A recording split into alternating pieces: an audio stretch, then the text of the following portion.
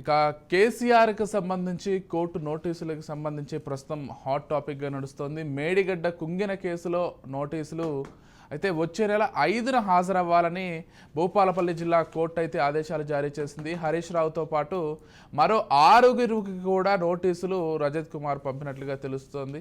రజత్ కుమార్, స్మితా సబర్వాల్, మేఘ కృష్ణారెడ్డికి నోటీసులు పంపారు. అయితే వేల కోట్ల ప్రజాధనం దుర్వినియోగమైందని భూపాలపల్లి వాసి అయితే ఒకరు పిటిషన్ వేయడం జరిగింది. అతన్ని కూడా కొద్దిసేపట్లో ఫోన్ ఇన్లోకి తీసుకుందాం. అయితే ఈలోపు అసలు ఈ మొత్తం అంశానికి సంబంధించి ఏం జరుగుతుందనే విషయాన్ని అందించడానికి మరిన్ని రాజకీయ అంశాల గురించి మనతో పాటు విశ్లేషణాత్మకంగా మాట్లాడడానికి మా పొలిటికల్ ఎడిటర్ అరవింద్ కులి గారు సిద్ధంగా ఉన్నారు. వారితో మాట్లాడదాం. ముందు అరవింద్ గారు, గుడ్ మార్నింగ్ అండి. Good morning Vijay. అరవింద్ గారు, ఏ విధంగా చూస్తారండి ఈ అంశానికి సంబంధించి? మళ్ళీ జిల్లా కోర్టులో ఒక పిటిషన్ వేయడం జరిగింది. సో ఏం జరుగుతోంది మొత్తం అంశంలో? గతంలో కూడా ఇదే రాజలింగమూర్తి అనేటటువంటి సామాజిక ఉద్యమకారుడు ఇదే అంశాన్ని ఆల్రెడీ కోర్టులో వేసినప్పుడు ఇప్పుడు ఏంటంటే నోటీసులు సర్వ్ అయినాయి. నాకు తెలిసిన సమాచారం మేరకు హరీష్ రావు తప్ప దాదాపు అందరికీ సర్వ్ అయినట్టుగా ఉంది. 6 దీంట్లో రెస్పాండెంట్స్గా ఉన్నారు. 6లో కూడా ప్రధానంగా చూస్తే కేసీఆర్తో పాటు అప్పటి మంత్రి హరీష్ రావు, ఎల్ఎన్టీ నుంచి మెగా కృష్ణారెడ్డి ప్లస్ మెగా ఇంజనీరింగ్ నుంచి మెగా కృష్ణారెడ్డి, ఎల్ఎన్టీ నుంచి ఎల్ఎన్టీ స్థానిక జనరల్ మేనేజరు, దాంతోపాటు స్మితా సబర్వాల్, రజత్ కుమార్, వీళ్ళందరికీ సర్వ్ అయినట్టుగా మనకి సమాచారం అందుతుంది. అయితే ఇక్కడ ఒక ప్రాథమికమైన అంశం గమనించాల్సింది ఏంటంటే ఈ అంశాన్ని గతంలో కూడా ఇదే రాజలింగమూర్తి వేసినప్పుడు మనం దానికి సంబంధించినటువంటి లైవ్ కూడా తీసుకున్నాం ఆయన. అయితే ఇక్కడ ఒక విషయం గమనించాల్సింది ఏంటంటే ఈ నోటీసులు సర్వ్ అయినాయి, నోటీసులు నిజంగానే కేసీఆర్ కోర్టుకు హాజరవుతారా, తర్వాత అసలు ఇదే అంశంపై పీసీ ఘోష్ కమిషన్ కూడా ఒక పక్క విచారణ జరుపుతోంది. వీటన్నిటిని పరిగణలోకి తీసుకొని ఇక్కడ లోకల్ స్టాండీ చూడాలి. లోకల్ స్టాండీ అంటే ఇప్పుడు పిటిషనర్ వేసినటువంటి పిటిషన్కి ఉండేటటువంటి ఆ పిటిషనర్కి ఉండేటువంటి అర్హతను పరిశీలిస్తారు. ఆ అర్హతను పరిశీలించే క్రమంలో వచ్చేటటువంటి అంశం ఏంటి, అతను అంటే ఏ రకంగా అతను ఎలిజిబుల్ దీనికి పిటిషన్ వేయడానికి అని పరిశీలిస్తారు. పరిశీలించే క్రమంలో ఉండేటటువంటి ప్రాథమికమైన అంశం ఏంటి, ఇది కుంగినటువంటి మేడిగడ్డ ప్రాజెక్టు భూపాలపల్లి జిల్లాలో ఉంది. భూపాలపల్లి వాసిగా భూపాలపల్లిలో ఈ ప్రాజెక్టు యొక్క లబ్ధిదారుడిగా లేదా బాధితుడిగా ఆయనకి లోకల్ స్టాండీ ఉంది అనేది వాదన వస్తుంది. దాంతోపాటు మరిన్ని అంశాలు కూడా వస్తాయి. ఆ అంశాలు ఏంటంటే ఆయన సామాజిక ఉద్యమకారుడిగా ఉన్నాడు కాబట్టి ఆయనకు ఉన్నటువంటి లోకల్ స్టాండీ కూడా దీనికి బలంగానే చూడాలి. అయితే ఈ జిల్లా కోర్టు ఇచ్చినటువంటి ఈ నోటీసులు నిజంగానే ఇప్పుడు సెప్టెంబర్ 5వ తారీఖు వస్తారా కేసీఆర్ రారా అనే విషయాన్ని పక్కన పెడితే ఇది ఏ డైరెక్షన్లో వెళ్తుంది అనేది కూడా ఖచ్చితంగా గమనించాలి. అయితే మనకి ఆయన రాజలింగమూర్తి రావాల్సినటువంటి అవసరం ఉంది. ఒకసారి పీసీఆర్ ఒకసారి రాజలింగమూర్తిని ట్రై చేయండి, ఫోన్లో ట్రై చేయండి. అయితే ఇక్కడ ఈ అంశాన్ని అంటే మనం మొదటి నుంచి కూడా మేడిగడ్డకి సంబంధించిన అంశంలో ఉన్న సాధ్యాసాధ్యాల మీద విస్తృతంగా చర్చ చేసాం. ఈ విస్తృత చర్చ మనం అనేక షోల సందర్భంగా చేసాం, ఈ షోలో కూడా చేసాం. ఇక్కడ మేడిగడ్డ కుంగుబాటు అనే దాన్ని మొత్తం కాళేశ్వరం ప్రాజెక్టులో ఒక పెద్ద ఫెయిల్యూర్గా చూడాలి అనేది ఇంజనీరింగ్ నిపుణులు మాట్లాడుతున్నారు. ఈ ఇంజనీరింగ్ నిపుణులు మాట్లాడుతున్నటువంటి ఈ వాదన ఏదైతే ఉందో ఈ వాదనకి ఈరోజు కోర్టు నుంచి కూడా ఒక క్లియరెన్స్ వచ్చిందని చెప్పాలి, ఒక ముందడుగు పడిందని చెప్పాలి. అయితే మొత్తంలో ఉన్నటువంటి అంశం ఏంటంటే మేడిగడ్డ అనేది 6 అడుగులు కుంగుబాటు జరగటం అనేది ఒక పెద్ద అంటే పాయింట్ టు బి నోటెడ్. దీంతో పాటు ఇక్కడ ఇంకొక రాజకీయ అంశం కూడా మాట్లాడాలి. ఇదే అంశాన్ని మేడిగడ్డ కుంగుబాటుని, మేడిగడ్డలో వచ్చినటువంటి చీలిక, అప్పుడు చీలికే, ఇప్పుడు అది చీలిక స్థాయి దాటి ఒక భారీ కందకంగా మారింది. అయితే చీలిక స్థాయిలో ఉన్నప్పుడు ఇది చూడటానికి, మేడిగడ్డ ప్రాజెక్ట్ చూడటానికి ఇప్పటి ముఖ్యమంత్రి లోక్సభలో ఇప్పుడున్నటువంటి ప్రధాన ప్రతిపక్ష నాయకుడు రాహుల్ గాంధీ వెళ్ళినప్పుడు దాన్ని ఎగతాళి చేస్తూ కేటీఆర్ ఒక మాట మాట్లాడారు. అది ఎక్స్పాన్షన్ జాయింట్ని చూసి దీన్ని అసలు ఇదేదో ప్రాజెక్టు కూలిపోతుంది అని ఇద్దరు మేధావులు మాట్లాడుతున్నారు అని ఎగతాళి చేశారు. అయితే ఒక విషయం గమనించాల్సింది ఏంటంటే ఎక్కడ ప్రాజెక్టులకి ఎక్స్పాన్షన్ జాయింట్లు ఉండవు, కేవలం బ్రిడ్జ్లకు మాత్రం ఎక్స్పాన్షన్ జాయింట్ ఉంటుంది. బ్రిడ్జిలకి ఎందుకు ఎక్స్పాన్షన్ జాయింట్ ఉన్నా ఏం కాదు అంటే బ్రిడ్జ్ అనేది రహదారిగా ఉంటుంది తప్ప అది ఒక ఆనకట్టలాగా ఉండదు. ఆనకట్టలాగా ఉన్నప్పుడు మొత్తం నీటి నిల్వని నిలబెట్టాలి. దాన్ని ఎక్స్పాన్షన్ జాయింట్లే కనుక నిజంగానే ఉండుంటే, ఎక్స్పాన్షన్ జాయింట్ అనేది ఒక ఇదే అంటే సాధ్యమైతే ఆ ఎక్స్పాన్షన్ జాయింట్ బ్రిడ్జ్కి ఉంటే నీటి నిల్వ ఎట్లా సాధ్యం అవుతుంది? ఓకే, ఇప్పుడు మనం ప్రాజెక్ట్ కట్టేది, బ్యారేజ్ కట్టేది ఎందుకు? ఒక రిజర్వాయర్గా చేయటం కోసం. ఆ రిజర్వాయర్గా చేసేటటువంటి క్రమంలో ఉండేటటువంటి ఆనకట్ట ఉంటుంది. ఆనకట్టని మధ్యలో ఒక చీలికలు పెడితే అంత పెద్ద, ఇప్పుడు ఫర్ ఎగ్జాంపుల్ శ్రీశైలం రిజర్వాయర్ ఉంది. శ్రీశైలం రిజర్వాయర్ ఎట్లయింది? 2 కొండల మధ్య కట్టడం మూలంగా శ్రీశైలం రిజర్వాయర్ ఉంది. మధ్యలో మధ్యలో చీలికలు పెడితే, మధ్యలో ఎక్స్పాన్షన్ జాయింట్లు, కేటీఆర్ మాట్లాడినట్టు నిజంగానే ఎక్స్పాన్షన్ జాయింట్లు పెడితే అసలు నీళ్లు నిలబడతాయా? నీళ్లు నిలబడటంతో పాటు, నీళ్ళు నిలబడటం మీద ఉన్నటువంటి ప్రశ్నతో పాటు ఆ వాటర్ ఫోర్స్కి ఆ ఉన్నటువంటి ఎక్స్పాన్షన్ జాయింట్లుగా చెప్పబడేటటువంటి చీలికలు నిజంగానే ఆ పరిస్థితి ఉంటే అది అట్లాగే ఉంటుందా? ఆ ఫోర్స్కి దాని వైశాల్యం పెరగదా? ఓకే, ఇక్కడ నుంచి మొదలుపెట్టి రకరకాల అంశాలని కనుక పరిగణలోకి తీసుకుంటే ఒక ప్రాథమికమైన అంశం అర్థమవుతుంది ఏంటంటే, అప్పుడు కేటీఆర్ చేసినటువంటి ఎగతాళి, కేటీఆర్ ఏదైతే రాహుల్ గాంధీని, రేవంత్ రెడ్డిని ఎగతాళి చేశారో ఇవాళ దాని ఫలితాలు అనుభవిస్తుంది బీఆర్ఎస్ అని చెప్పక తప్పదు. రైట్. ఇక్కడ బీఆర్ఎస్ వాదన ఎలా ఉన్నా, కాంగ్రెస్ వాదన ఎలా ఉన్నా, మిగతా అంశాలు ఎలా ఉన్నా, దాన్ని మేడిగడ్డ వైఫల్యాన్ని ఖచ్చితంగా ఈరోజు అంటే 2023 ఎన్నికల్లో దాని ప్రభావం చాలా కనిపించింది. ఆ కనిపించినటువంటి అంశాన్ని ఇప్పుడు పరిగణలోకి తీసుకొని ఆలోచిస్తే మాత్రం దీనికి సంబంధించినటువంటి అంశం క్లారిటీ వచ్చేటటువంటి అవకాశం ఉంది. రైట్ అరవింద్ గారు.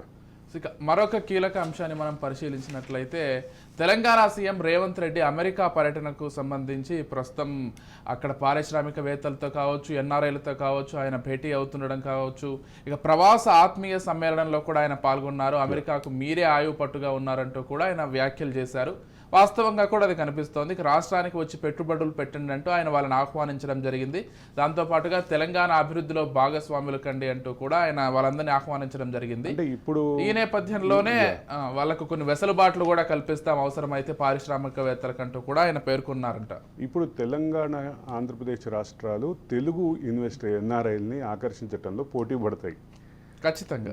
గతంలో ఈ రకమైనటువంటి వాతావరణం విషయంలో ఆంధ్రప్రదేశ్ పట్టినటువంటి పరిస్థితిలో ఇప్పుడు తెలంగాణ, ఆంధ్రప్రదేశ్ ఖచ్చితంగా పోటీ పడతాయని చెప్పాలి. అయితే కాగ్నిజెంట్ ఏదైతే మరొక 15,000 మందికి ఫెసిలిటీ ఇచ్చేటటువంటి ఒక కొత్త డెవలప్మెంట్ సెంటర్ ఏదైతే పెట్టాలని ప్రపోజల్ వచ్చిందో దాన్ని కూడా ప్రకటించటం జరిగిందో, ఆ ప్రకటనతోటి మరికొంత బూస్ట్ వస్తుంది హైదరాబాద్ ఐటీ రంగానికి అని చెప్పక తప్పదు. అదే సందర్భంలో కాగ్నిజెంట్తో పాటు ఇక్కడ మరొక మేజర్ డెసిషన్ ఉంది. అమెరికా పర్యటనలో రేవంత్ రెడ్డి చెప్పినటువంటి అంశం, ఆనంద్ మహీంద్రా ఏదైతే ఉన్నారో, మహీంద్రా గ్రూప్ సంస్థల అధినేత ఆనంద్ మహీంద్రా ఇప్పుడు పూర్తి స్థాయిలో తెలంగాణ ప్రభుత్వం ఏర్పాటు చేసినటువంటి స్కిల్ యూనివర్సిటీకి అధ్యక్షుడిగా రాబోతున్నారు అనేటటువంటి అంశం కూడా ఖచ్చితంగా ఒక సానుకూలమైనటువంటి పరిణామంగా చెప్పాలి. ఇది ఒక అంటే మనం ఇంత సింపుల్గా మాట్లాడుకున్నప్పటికీ దీని యొక్క ప్రభావం మొత్తం ఉపాధి కల్పన రంగం మీద, తెలంగాణలో ఉపాధి కల్పన రంగం మీద, తెలంగాణలో పారిశ్రామిక అభివృద్ధి మీద, తెలంగాణలో జరుగుతున్నటువంటి ఈ ప్రక్రియకి కావాల్సినటువంటి నైపుణ్య ఎవరైతే ఉన్నారో వాళ్ళని సరైనటువంటి దిశలో నడిపించేలాగా మహీంద్రా నియామకం జరుగుతుందని చెప్పక తప్పదు. కేసీఆర్ కోర్టు నోటీసులకు సంబంధించి రాజలింగమూర్తి గారు లైన్లోకి వచ్చారంటే ఫోన్ ద్వారా ఒకసారి వారితో మాట్లాడి వేరే విషయాలు కంటిన్యూ చేద్దాం. ఎస్, గుడ్ మార్నింగ్ రాజలింగమూర్తి గారు.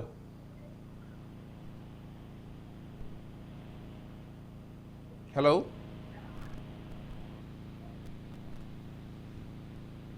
రాజలింగమూర్తి గారు. రాజలింగమూర్తి గారు,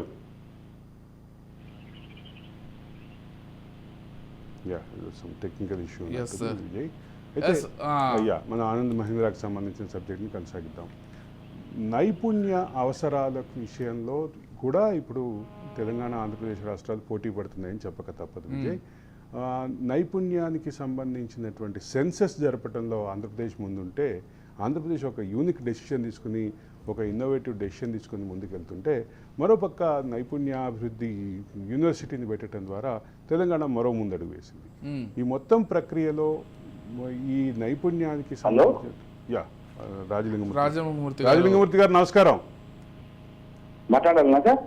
ఎస్ ఎస్ లైవ్లోనే ఉన్నారండి. చెప్పండి, అసలు ఏంటి పిటిషన్కి సంబంధించి పూర్తి డీటెయిల్స్ ఏంటి, అసలు మేడిగడ్డకి సంబంధించి ఏం జరిగిందని మీరు భావిస్తున్నారు? ముందుగా అది చెప్పి మిగిలినటువంటి అంశానికి వెళ్దాం. అసలు మేడిగడ్డ విషయంలో ఏం జరిగిందని భావిస్తున్నారు? ఈ మొత్తం ప్రాజెక్టు విషయంలో ఎటువంటి అవకతవకలు జరిగాయి అనేది మీ ఒపీనియన్.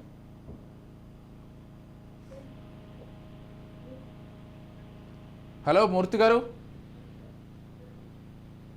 నాగవెల్లి రాజలింగమూర్తి, నేను జయశంకర్ భూపాలపల్లి జిల్లా కేంద్రం నుంచి మాట్లాడుతున్నా. గతంలో మేడిగడ్డ కుంగిన కానుంచి మేము న్యాయ పోరాటం చేస్తున్నాం సార్. దాని విషయంలో ఏంటిదంటే నాణ్యత లోపం. కేసీఆర్ గారు గత 9 సంవత్సరాలు తెలంగాణ రాష్ట్రాన్ని ఏకదాటిగా పరిపాలించి స్వయం నిర్ణయాలు తీసుకొని తన ఇష్టం వచ్చినట్టు ఆర్థిక నేరాలకు పాల్పడి 2,35,000 కోట్లతోటి దాని భారీ నిర్మాణ వ్యవస్థను చేపట్టింది సార్.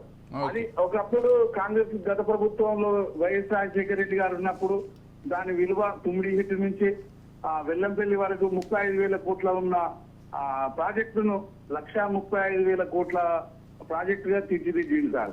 అది 145 ఫీట్ల ఎత్తుల ఉన్నటువంటి నీళ్లను వెల్లంపల్లికి ఉన్న దానికి ఒక 15 ఫీట్ల తేడాతోటే ఉన్నాయి సార్. అప్పుడు దాన్ని 145 ఫీట్ల ఎత్తు నుంచి కిందికి దించి మళ్ళా 145 ఫీట్ల ఎత్తుకు 3 లిఫ్ట్ ఇరిగేషన్ అంటే డ్యాములు అన్నారం, తుంగిల, లక్ష్మీ బ్యారేజ్ నుంచి వెల్లంపల్లికి పోవడానికి ఒక యూనిట్ తోటి రావాల్సినటువంటి నీళ్లను 10 యూనిట్లతోటి పోయేటట్టు చేసింది సార్. అది దాన్ని ఎందుకంటే రీడిజైన్ చేయడం తన అంటే స్వార్థం కోసం తెలంగాణ సంపదని ఎట్లా దోచుకోవాలనే ఒక దాని మీదనే కేసీఆర్ తన కుటుంబం రాజలింగమూర్తి గారు ప్రణాళిక చేసి రాజలింగమూర్తి గారు మొత్తం ఆర్థికంగా మొత్తం దీన్ని అంటే మన సర్వనాశనం చేద్దామనే కుట్ర పూరితంగానే వీళ్ళంతా ఈ రీడిజైన్ చేసి 1,35,000 కోట్ల వాళ్ళు అంటే సంపదను అంటే కాంట్రాక్టుల రూపకంగానే వాళ్ళ కమిషన్ల రూపకంగానే ఓ ఏటీఎం రూపకంగానే వాళ్ళు తీసుకున్నారు సార్. దాని మీద నాణ్యత లోపం ఉన్నది. ఆ మేడిగడ్డ బ్యారేజ్ వాస్తవానికి తెలంగాణ కొన్ని మా జయశంకర్ జిల్లాకైతే ఒక సుక్క నీళ్లు సుతా దానితో వినియోగం లేదు.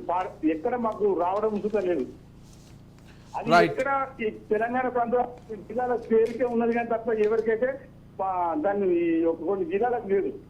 కాబట్టి దాని నాణ్యత లోపం ఉన్నదని పోయిన అక్టోబర్ 22 తారీఖు నాడు మేము భూపాలపల్లి పోలీస్ స్టేషన్ లో అంటే కుంగినాక తర్వాత అక్టోబర్ 25 తారీఖు నాడు భూపాలపల్లి పోలీస్ స్టేషన్ లో మేము దరఖాస్తు ఇచ్చినాం. ఇది నాణ్యత లోపం. ఆ నేషనల్ డ్యామ్ సేఫ్టీ రికార్డు ప్రకారం ఇది నాణ్యత లోపం. వాస్తవానికి అక్కడ మేము కొన్ని పరిశీలన చేసినాం. అక్కడ కొంత బొగ్గు పడ్డది దాని కింద అడుగు ప్రాంతంగా. దాని మీద కూడా మేము ఎన్నోసార్లు కంప్లైంట్ చేసినా అప్పుడున్న టిఆర్ఎస్ గవర్నమెంట్ లో కొంత అధికారులు మన పోలీస్ అధికారులు కానీ మేము ఇచ్చిన కంప్లైంట్ పరిగణనలో తీసుకోకుండా రిజెక్ట్ చేసిండు.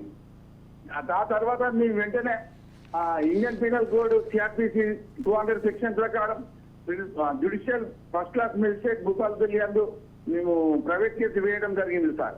ప్రైవేట్ కేసు వేసినాక తర్వాత మా ప్రైవేట్ కేసు విచారణ చేపట్టిన మెజిస్ట్రేట్ భూపాలపల్లి గారు జనవరి 12 తారీఖు నాడు మాది డిస్మిస్ చేయడం జరిగింది సార్. వెంటనే దాన్ని మేము హైకోర్టు జ్యుడిషియల్ హైకోర్టు కొంత కాలం చేయడం పోతే అక్కడ హైకోర్టులో కొంత మంది న్యాయవాదులు చూసి ఈ జ్యుడిషియల్ అక్కడ రాదు, క్రిమినల్ రీజన్ పిటిషన్ మీరు స్థానిక కింది కోర్టులను జిల్లా కోర్టులను వేసుకోవాలి, అక్కడ కనుక మీకు ఏం చేయకపోతే మేము ఇక్కడ చేస్తామని చెప్పి మాకు సూచనలు ఇవ్వడం జరిగింది సార్. వెంటనే మేము భూపాలపల్లి సెషన్ జడ్జి జయశంకర్ జిల్లా గారి దగ్గర క్రిమినల్ రివిజన్ పిటిషన్ వేయడం జరిగింది సార్. రివిజన్ పిటిషన్ నంబర్ 2/2024 28 28/7/2024 నాడు నంబర్ అయింది సార్. 30వ తారీఖు నాడు సంబంధిత వారికి మేము ప్రాసెస్ ద్వారా పేమెంట్ చెల్లించడం, రిజిస్టర్ పోస్ట్ ఆర్టీ ద్వారా పేమెంట్ చెల్లించడం జరిగింది. వెంటనే దాని ద్వారా వాళ్ళు కోర్టు ప్రాసెస్ ద్వారానే పంపించడం జరిగింది. సంబంధిత నేను కేసు పెట్టిన రాజకీయ నాయకులలో ఇద్దరు, అప్పటి గౌరవ ముఖ్యమంత్రి కేసీఆర్, హరీష్ రావు, సీనియర్ కలెక్టర్లు రజత్ కుమార్, స్మితా సబర్వాల్, చీఫ్ ఇంజనీర్లు హరిరామ్, శ్రీధర్, నిర్మాణ సంస్థ కాంట్రాక్టర్లు మెగా కృష్ణారెడ్డి, ఎల్ఎన్టీ సంస్థ సురేష్ కుమార్ సిఎన్ఎండి, వీళ్ళు 8 మంది మీద మేము నేరు ఆరోపణ. ఎందుకంటే వీళ్ళందరూ ఈ మన తెలంగాణ సంపదను ఇట్లా దోచుకోవాలనే విధానంగానే కుట్రపూరితంగా వీళ్ళు ఒక ప్లానింగ్ చేసి మన సంపదను దోచుకోవడానికి ప్రయత్నం చేసి సార్. కాబట్టి ఇప్పుడు తెలంగాణలో ఇప్పుడున్న రాజకీయ నాయకులైనా ఎవరైనా ఎవరి పని వాళ్ళు చేయాలి. అప్పటి ముఖ్యమంత్రి నా మెదడు నా ఖర్చు పెట్టి నేనే సుఖ ఖర్చు పెట్టి నేను మేడిగడ్డ డిజైన్ గీసిన నేనే కట్టినా అని చెప్పి ఆయన పత్రిక ముఖంగా కానీ అసెంబ్లీ ముఖంగా కానీ చెప్పడం జరిగింది. మరి ఒక ఇంజనీరింగ్ వ్యవస్థ, ఇంజనీర్ అధికారులు ఇవ్వాలి ప్లానింగ్ కానీ, మరి కేసీఆర్ నేను సొంతంగా నేను ఇచ్చినా, నేను కట్టినా, నేను చేసినా, ఎవరన్నా కట్టినా అని అసెంబ్లీ సాక్షిగానే ఆయన వాయిస్ మీద ఆ వాయిస్ నేను రికార్డు చేసి నేను కోర్టులో సబ్మిట్ చేయడం జరిగింది. మరియు ఇట్లనే ఒక ముఖ్యమంత్రి అనే వ్యక్తి ఇటువంటి ప్లాన్ గీసి ఇట్లాంటి అసమర్థత వ్యక్తులు అటువంటి ప్లాన్ గీస్తే దానికి కలలుకోవడం గంగిరెద్దులు లెక్క ఆయన బడ్జెట్ 35,000 కోట్లు ఉన్న బడ్జెట్ 1,35,000 వ్యయం పెంచి ఖర్చు చేయాలి తెలంగాణకు. పనికిరాని ఒక చెత్తకుండి లాగా అయిపోయింది. కాబట్టి 1,35,000 కోట్లు తెలంగాణ ప్రజల సొమ్మును ఖర్చు చేసింది కాబట్టి. రైట్ అండి, రైట్, థ్యాంక్ యూ. ఇక్కడ చెప్తున్న దాంట్లో ఒకటి గమనించారో లేదో, నిర్మాణ లోపాలకి సంబంధించినటువంటి అంశంలో ఆయన మొదటి నుంచి పోరాటం చేస్తున్నారు. గతంలో మన షోకి వచ్చిన సందర్భంగా ఆయన చాలా క్లియర్గా చెప్పారు. ఈ సందర్భంలోనే ఆయన చాలా అక్రమ కేసులు కూడా ఎదుర్కొన్నారని చెప్పారు. అక్రమ కేసుల పరంపరలో చాలా ఇబ్బంది పడినటువంటి క్రమంలో అయినా నేను నా పోరాటాన్ని వదలలేదు అన్నారు. కానీ ఇక్కడ ఒక కీలకమైన విషయం గమనించాలి. ఇప్పుడు ఆయన మాట్లాడుతున్నవన్నీ మొదట మాట్లాడినటువంటి అంశాలేమో అసలు కాళేశ్వరం ప్రాజెక్టు యొక్క అవుట్కమ్కి సంబంధించి మాట్లాడారు. కాళేశ్వరం ప్రాజెక్టు అవుట్కమ్ విషయంలో కాగు దాదాపు 7-8 సంవత్సరాల నుంచి ఏదైతే వ్యాఖ్యలు చేస్తుందో దానికి ప్రతిరూపంగానే చూడాలి. ఒక పక్క కాస్ట్ బెనిఫిట్ రేషియో విషయంలో కాగు చేస్తున్నటువంటి వాదన ఏదైతే ఉందో ఆ వాదనని బలపరిచేలాగానే ఈరోజు కూడా రాజలింగమూర్తి లాంటి సామాజిక కార్యకర్తలు కూడా మాట్లాడుతున్నారు.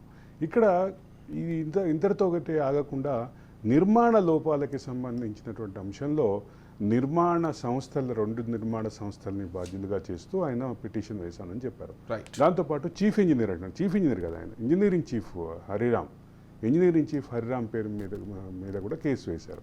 కాబట్టి ఈ మొత్తానికి సంబంధించినటువంటి సొల్యూషన్ నిజంగానే ఈ నోటీసులకి అందుకున్నటువంటి కేసీఆర్ కానీ మిగతా వాళ్ళందరూ కానీ ఆ 6 వెళ్తారా, వెళ్ళే క్రమంలో ఏ రకమైనటువంటి వాదన వస్తుంది అనేది ఒక పక్కన ఉంటే ఖచ్చితంగా వెళ్ళే అవకాశాలని తక్కువగానే కనిపిస్తాయి. ఎందుకంటే కేసీఆర్ జస్టిస్ ఘోష్ కమిషన్కే వెళ్ళలేదు.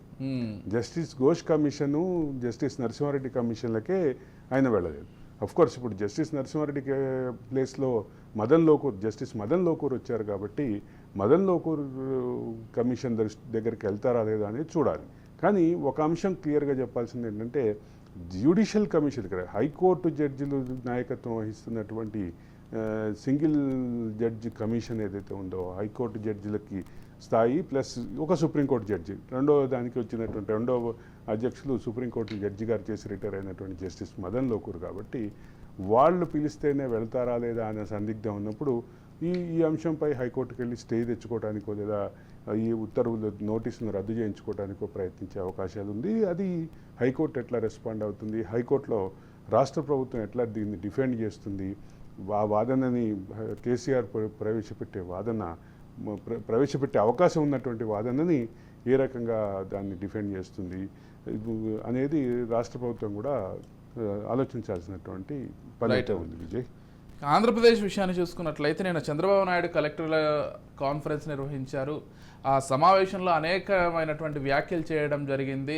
విజన్ 2047కి సంబంధించి కావచ్చు, ప్రస్తుతం రాష్ట్రంలో పరిస్థితులకు సంబంధించి కావచ్చు, ఏ విధంగా వాటిని అధిగమించాలి, ఏదైతే 1995 చంద్రబాబును మళ్ళీ చూస్తారని ఆయన మళ్ళీ కూడా నిన్న వ్యాఖ్యానించారు.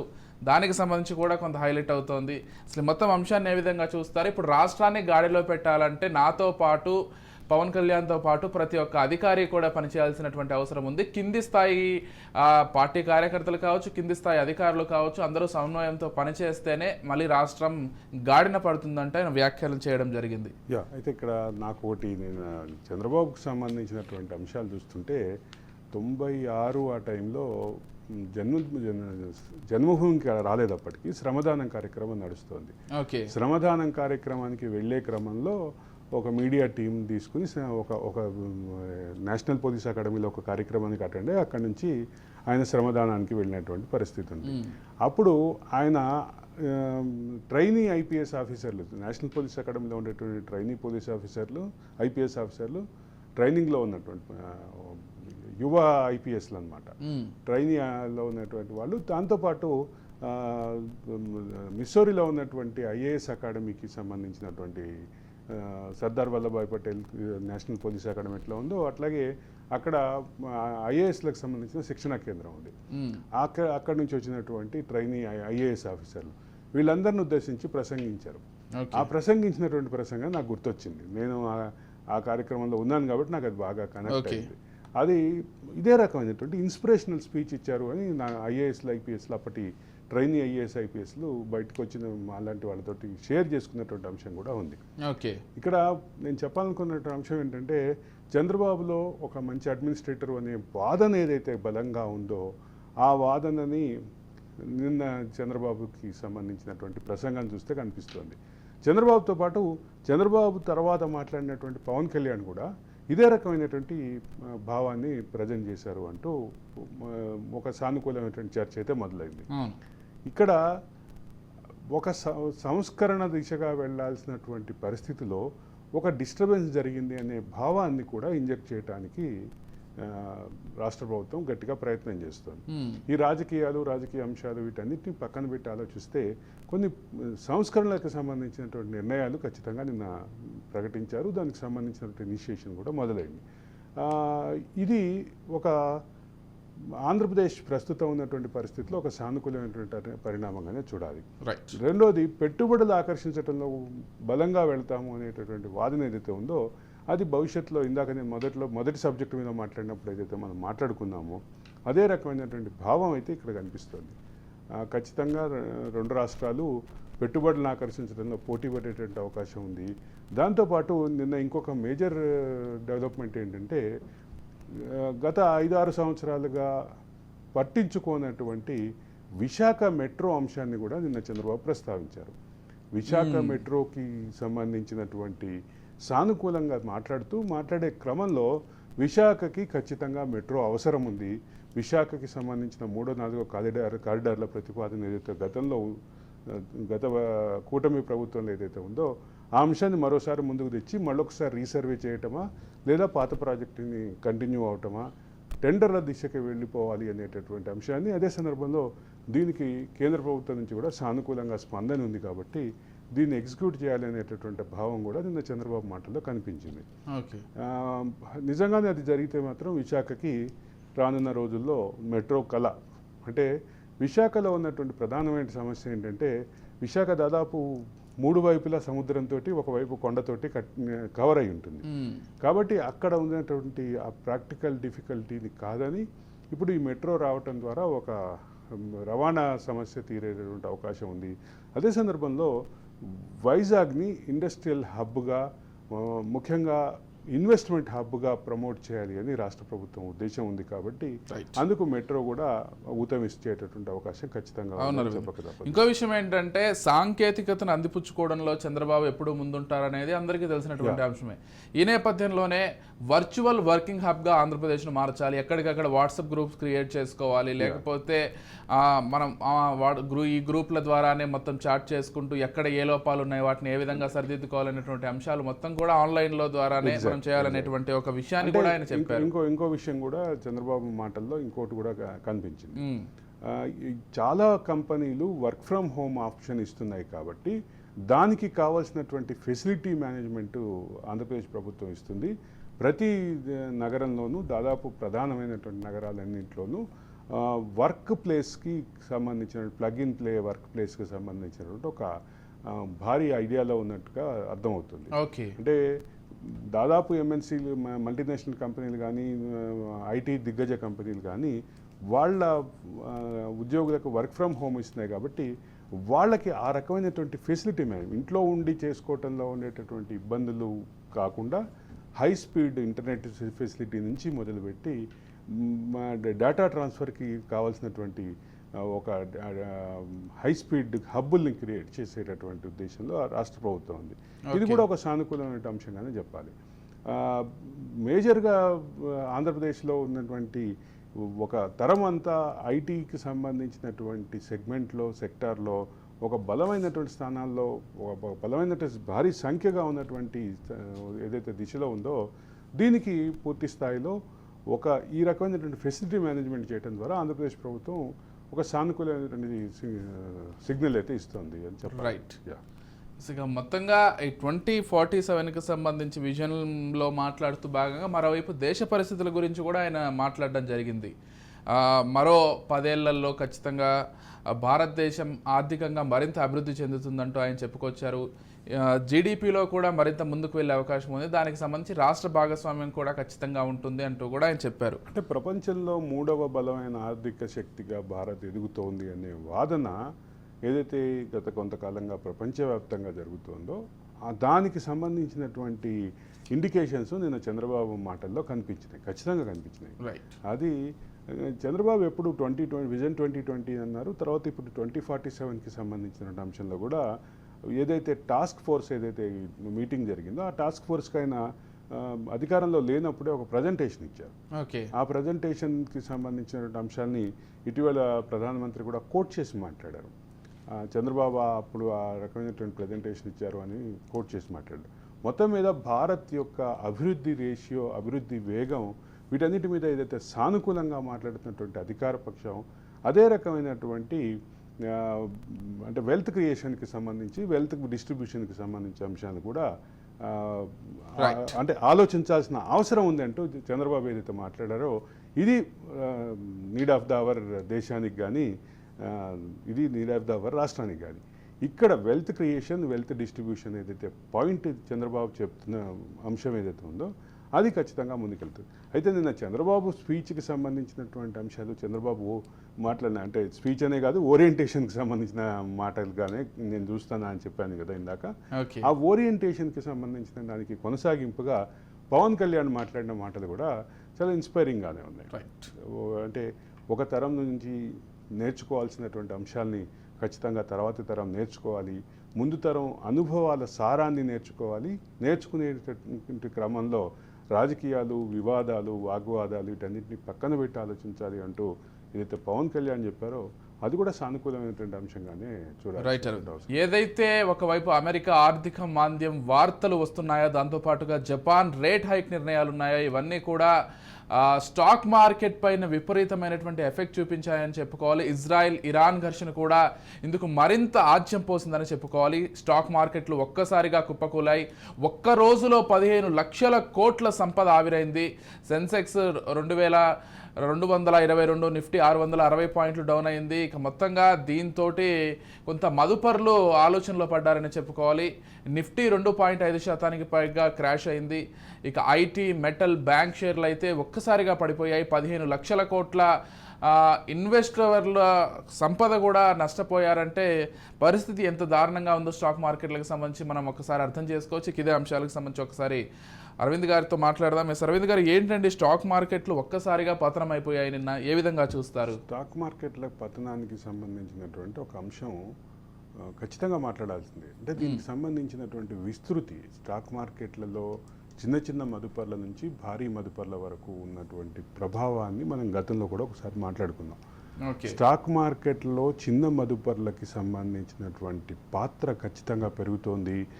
గతంలో సేవింగ్స్ బ్యాంకుల్లో లేదా పోస్టల్ డిపాజిట్లలో చిన్న చిన్న ఇన్వెస్ట్మెంట్స్గా చేసేటటువంటి వాళ్ళు కూడా స్టాక్ మార్కెట్లోకి వచ్చి వాళ్ళు కూడా ఒక ప్రొఫెషనల్ ఇది నేర్చుకుంటున్నారు అని మనకు సానుకూలమైన పరిణామం.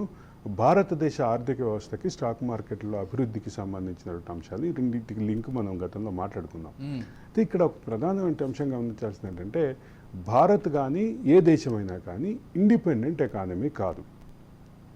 ప్రతిదీ ప్రపంచంతో డిపెండ్ అయినటువంటి ఎకానమీ. ప్రపంచంలో జరిగేటటువంటి వివిధ పరిణామాలు ఖచ్చితంగా మరో దేశం మీద పడతాయి. దాదాపు ఇక్కడ ప్రధానంగా ఉన్న ఆర్థిక వ్యవస్థలో ఎదుగుతున్న ఆర్థిక వ్యవస్థలకి సంబంధించి మాట్లాడుకోవాలంటే ఈ ప్రభావాలు ఖచ్చితంగా ఉంటాయి.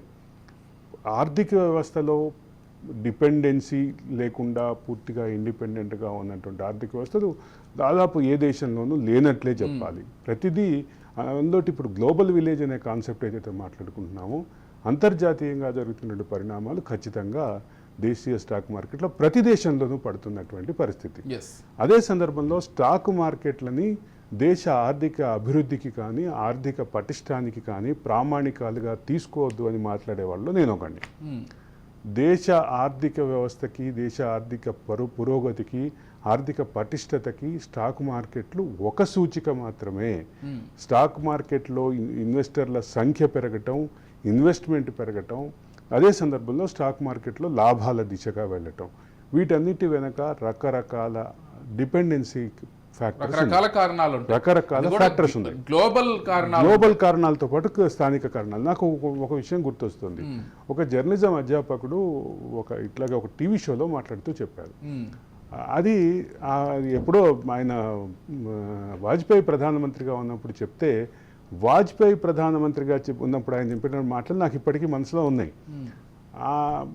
ఆయన చెప్పిన మాట ఏంటంటే వాజ్పేయికి మోకాలు ఆపరేషన్ అయింది.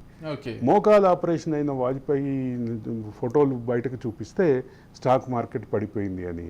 తర్వాత రెండో రోజు స్టాక్ మార్కెట్ అంటే ఆయన కోలుకుంటున్నటువంటి వాజ్పేయి ఇప్పుడు ఈరోజు పొద్దున్న ఒక ఇడ్లీ తిన్నారు, మధ్యాహ్నం 1.5 ఇడ్లీ తిన్నారు అంటే స్టాక్ మార్కెట్ పెరిగింది. ఇది యాక్చువల్గా ఇది వాస్తవంగా ఆయన చాలా మాకరిగా చెప్పినప్పటికీ, చాలా వెటకారంగా చెప్పినప్పటికీ దీంట్లో ఉన్నటువంటి సూక్ష్మం ఒకటి గమనించాలి.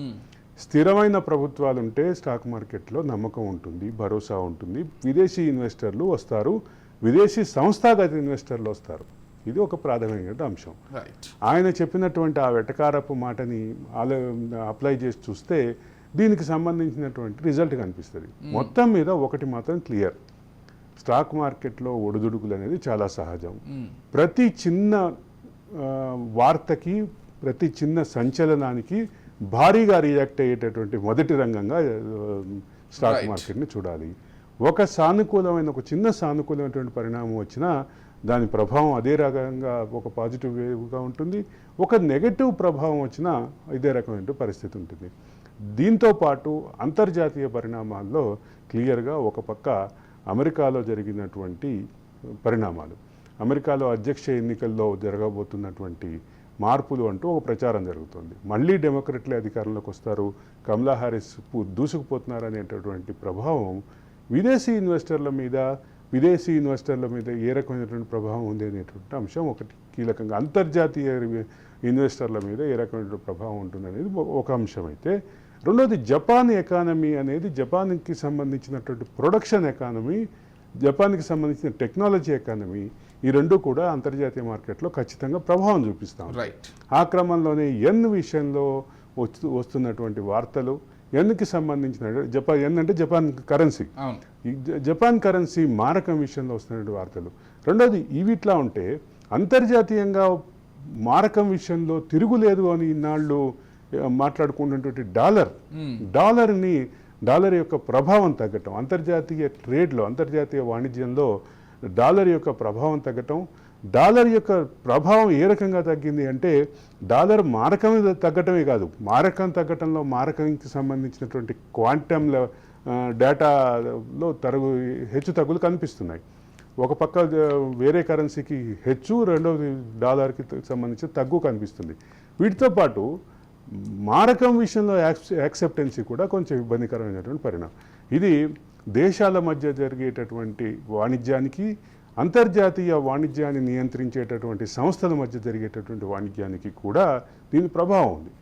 ఈ ప్రభావం కారణంగానే ఇప్పుడు అంతర్జాతీయంగా అమెరికాకి సంబంధించిన అమెరికన్ డాలర్ మారకం విషయంలో వస్తున్నటువంటి పరిణామాలు, వీటన్నిటినీ కలిపి ఆలోచిస్తే ఈ ప్రభావం కొంత అర్థమవుతుంది. ఇది విశ్లేషణకి మాత్రం ఖచ్చితంగా చెప్పాలంటే విశ్లేషకుల దృష్టిలో కానీ అంటే సహజంగా కామన్ మ్యాన్కి విశ్లేషణ దృష్టితో చూస్తే మాత్రం ఈ అంశాలు కనిపిస్తాయి. కానీ వీటితో పాటు స్టాక్ మార్కెట్లో ఒడిదుడుకులు అనేది చాలా సహజం. ఇప్పుడు నేను ఒక చిన్న ఎగ్జాంపుల్ చెప్తా. ఇదే నెల జూన్ 4వ తారీఖు జరిగినటువంటి దాంట్లో 31.07 కోట్ల మదుపర్ల సంపద నష్టపోయారు. అదే నిన్న జరిగిన దాంట్లో 15.32 లక్షల కోట్లు. 31.07 ఈజ్ ఈ మధ్యకాలంలో హైయెస్ట్గా చెప్తారు. అంటే 31 లక్షల కోట్ల సంపదన ఒక రోజులో ఆవిరైపోయింది. రెండోది 15.32 నిన్నటిది. అయితే ఒక అంశం అయితే క్లియర్గా చెప్పాలి. భారత స్టాక్ మార్కెట్లో ఇన్వెస్టర్ల సంఖ్య పెరుగుతోంది, ఇన్వెస్టర్ల అమౌంట్ పెరుగుతోంది. ఇది ఒక సానుకూలమైన పరిణామం. అయితే దీనికి ఉన్నటువంటి ఈ హెచ్చు తగ్గులకి సంబంధించినటువంటి లాభాలు నష్టాలు ప్రభావం ఖచ్చితంగా ఈ ఇన్వెస్ట్మెంట్ మీద, ఇన్వెస్టర్ల సంఖ్య మీద, ఈ భారీ ఇన్వెస్ట్మెంట్ పెరుగుదల దిశలో కూడా దీని ప్రభావం ఖచ్చితంగా కనిపిస్తుందని చెప్పక తప్పదు విజయ్. పోతే ఆంధ్రప్రదేశ్లో ప్రధానంగా పుంగనూరుకు సంబంధించి ఎక్కడ చూసినా కానీ ఒక బ్యానర్ హైలైట్గా నిలుస్తుంది. అదే బ్యానర్ అన్ని చోట్ల ఉంటుంది. అదేంటంటే పాపాల పెద్దిరెడ్డి అంటూ ఆ బ్యానర్ పైన పెద్ద పెద్ద అక్షరాలతో రాయడం, ఒక కార్టూన్ చిత్రం ప్రదర్శించడం, ఆ కింద ఉన్నటువంటి కొంతమంది పెద్దిరెడ్డి ఇబ్బంది పెడుతున్నట్లుగా వాళ్ళ మెడలకు తాళ్లు వేసినట్లుగా ఒక కార్టూన్ ఇమేజ్ అయితే ప్రస్తుతం విపరీతంగా వైరల్ అవుతోంది. ఎక్కడ చూసినా ఆ పోస్టర్లో దర్శనమిస్తున్నాయి. పెద్దిరెడ్డికి సంబంధించి అంత వ్యతిరేకత ఉందంటారా పుంగనూరులో? లేకపోతే పెద్దిరెడ్డికి సంబంధించిన ఒక విషయం అయితే ఖచ్చితంగా మాట్లాడుకోవాలి. పెద్దిరెడ్డికి సంబంధించినటువంటి మదనపల్లి ఆర్డీఓ ఘటన జరిగిన తర్వాత ఆ ఘటన ఆయన చుట్టూ తిరుగుతుంది అనేటటువంటి వార్తలు వచ్చిన తర్వాత రాష్ట్ర ప్రభుత్వం ఒక సీనియర్ ఐఏఎస్ అధికారిని అక్కడికి పంపించింది. మనీష్ సిసోడియా అని అక్కడికి పంపించింది. అక్కడికి వెళ్ళినటువంటి ఆయన బాధితులని కలవాలని, బాధితులు వచ్చి ఆయనకి ఫిర్యాదు చేసుకోవాలని ప్రభుత్వం ప్రకటనిస్తే ఆ వస్తున్నటువంటి బాధితుల సంఖ్య చాలా ఎక్కువగా ఉంది. వాళ్ళ బాధలు చాలా ఎక్కువగా ఉన్నాయి. వాళ్ళకి సంబంధించినటువంటి అంశాలని చూస్తే 20 కోట్లకి సంబంధించిన 20 కోట్ల వాల్యూ ఉండేటటువంటి ల్యాండ్ని 20 లక్షలకో 17 లక్షలకో తీసుకున్నారు అనే దగ్గర నుంచి మొదలు పెడితే చాలా చాలా ఆరోపణలు ఉన్నాయి. రెండోది తిరుపతిలో ఆయన ఇంటి చుట్టూ ఉన్నటువంటి ల్యాండ్ని మొత్తం కబ్జా చేసి ఆయన ఎవరికి అక్కడ ప్యాసేజ్ అంటే దారి కూడా లేకుండా చేశారనేది మరొక ఆరోపణ ఉంది. ఇది ఇట్లా ఉంటే భద్రతా కారణాలతో చూపించి దారి మూసేయటంతో పాటు భద్రతా కారణాలే చూపించి మొత్తం మిగతా వాళ్ళ ప్లాట్లకు కూడా కంచెలేశారు అనేది ఒక వాదన ఉంది. వీటన్నిటికీ సంబంధించినటువంటి అంశాలని ముందుకు తీసుకొస్తున్నటువంటి క్రమంలోనే పెద్దిరెడ్డి కుటుంబంలో 3 ప్రజాప్రతినిధులు ఎవరైతే ఉన్నారో, పెద్దిరెడ్డి రామచంద్రారెడ్డి, పెద్దిరెడ్డి మిథున్ రెడ్డి, పెద్దిరెడ్డి ద్వారకానాథ్ రెడ్డి, వీళ్ళ 3కి సంబంధించినటువంటి ఆరోపణలు కూడా ముందుకు వస్తున్నాయి. పెద్దిరెడ్డి మిథున్ రెడ్డికి సంబంధించినటువంటి ఇన్వెస్ట్మెంట్స్, ఆయనకు సంబంధించినటువంటి సంస్థలు, వీటన్నిటి మీద ఏదైతే ఆరోపణలు వస్తున్నాయో, అదే సందర్భంలో పెద్దిరెడ్డి ద్వారకానాథ్ రెడ్డి మీద వస్తున్నటువంటి ఆరోపణలు, ఇవన్నీ కలిపి మాత్రం ఆలోచిస్తే పెద్దిరెడ్డి కుటుంబాన్ని ఖచ్చితంగా ఆంధ్రప్రదేశ్ ప్రభుత్వం టార్గెట్ చేయబోతుందనే అంశాలు, ఈ వార్తల్ని పరిశీలిస్తే ఆ అంశం అయితే క్లారిటీ వస్తుంది. కానీ పెద్దిరెడ్డి రామచంద్రారెడ్డికి చంద్రబాబుకి కాలేజీ రోజుల్లో వైరం ఉంది కాబట్టి చంద్రబాబు ఇట్లా చేస్తున్నారు అనే జగన్మోహన్ రెడ్డి వాదనలో అయితే ఎక్కడ పస కనపడట్లేదు. ఎందుకు అంటే చంద్రబాబు ఇది మొదటిసారి సీఎం అవ్వలేదు, పెద్దిరెడ్డి మొదటిసారి రాజకీయాల్లో లేదు. వాళ్ళిద్దరి మధ్య వైరం గతంలో ఎప్పటి నుంచో ఉంది. ఆ వైరం కంటిన్యూ.